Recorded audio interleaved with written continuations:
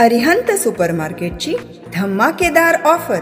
खरेदी करा कमाल, मिळवा बक्षिसे धमाल. ₹2000च्या पुढील खरेदीवर 1 लकी ड्रॉ कुपन मिळवा व जिंका लाखोंची बक्षिसे.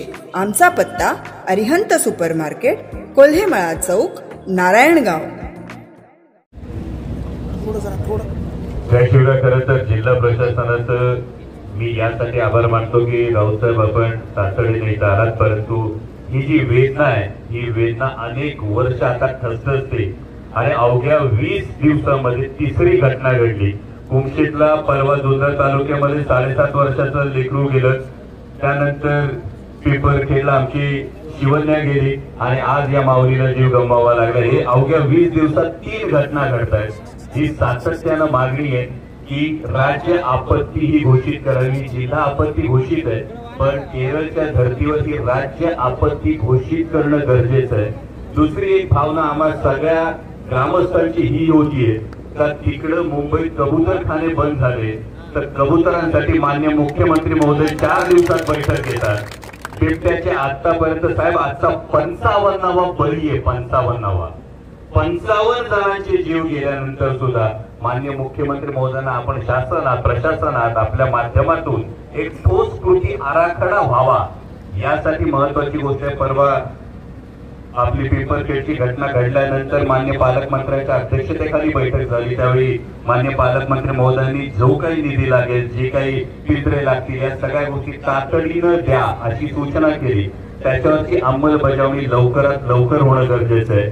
आणि त्याचबरोबरीनं वन विभागाच्या अधिकाऱ्यांना माझी ही विनंती आहे की माणिकदेवचं बिबट निवारा केंद्र जे आहे याची आता कपॅसिटी संपलेली आहे. तुमच्याकडे फॉरेस्टच्या जागा उपलब्ध आहेत, नसबंदी होणार, त्याला आणखी पॉप्युलेशन कंट्रोल व्हायला वेळ लागणार, पण तोपर्यंत तुम्ही 14-16 फुटाचं कंपाऊंड करून त्यामध्ये जास्तीत जास्त ग्रेझिंग लँड तयार करून त्यामध्ये जास्तीत जास्त बिबटे पकडून सोडा.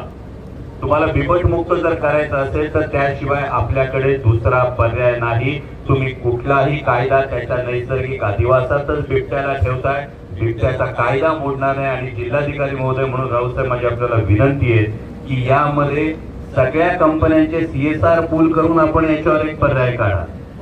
जर 1000-1200 बिबटे असतील तर एक या पद्धतीचं एक मोठं निवारा केंद्र, त्यामध्ये 200-400 बिबटे एकत्र एका भागात ते सोडले जातील आणि हे आपल्याला प्रत्येक तालुक्यामध्ये करावं लागेल तर जीव वाचतील. कारण ऊस घेणं आम्ही थांबवू शकत नाही, वस्तुस्थिती आहे.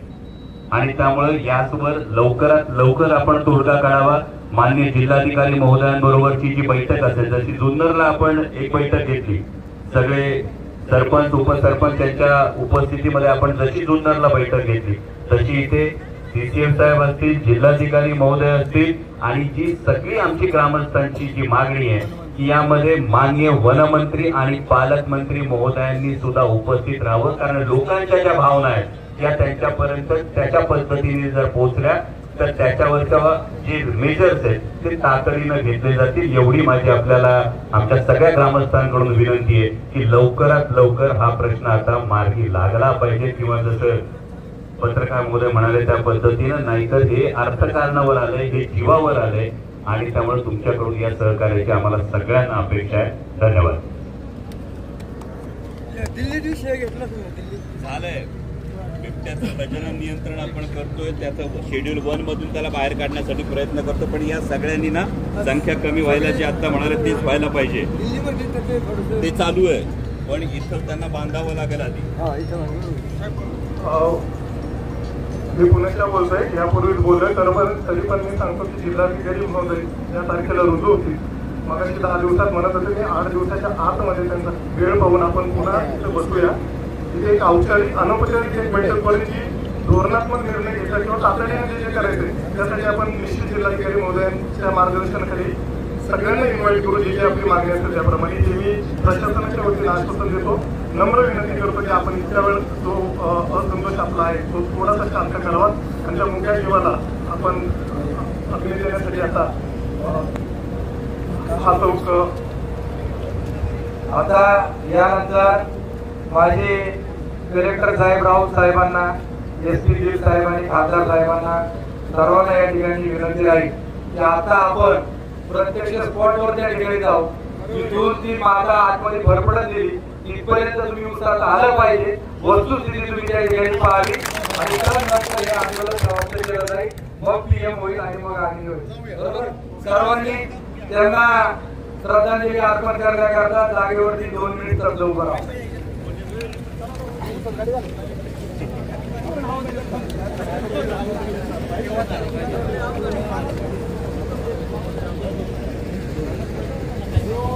ओम